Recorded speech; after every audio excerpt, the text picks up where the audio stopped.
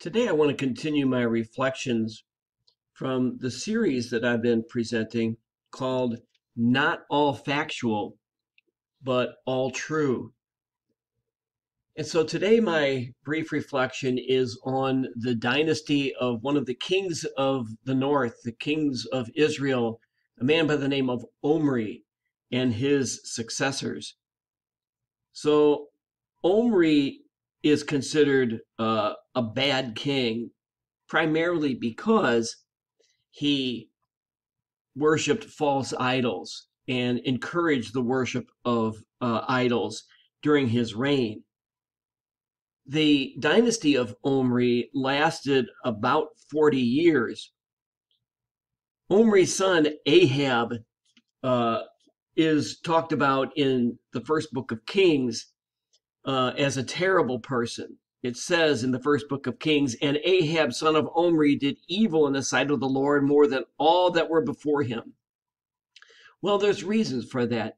One of those is his wife, Jezebel, whose story we know about, or at least whose name that we know.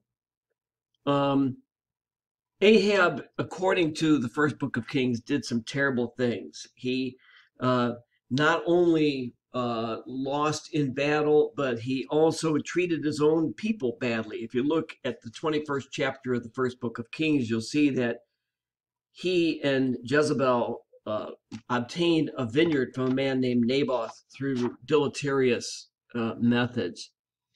So finally, Ahab is killed, his son Ahaziah becomes the king, and then Jehoram.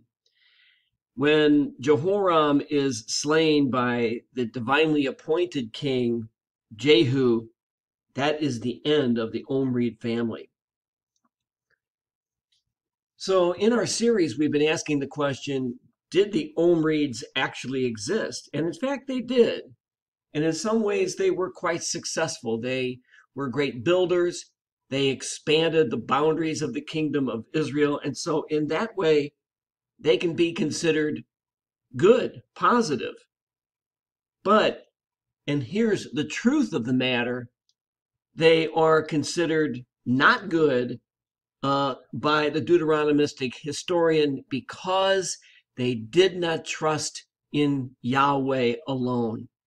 They did not remain faithful to Yahweh. And that's the message that we can take from the Deuteronomistic history concerning the Omrides. And that's a truth that we can continue to reflect on today. That just as in Old Testament times, it was important to remain faithful to God alone, so that same truth applies to us today.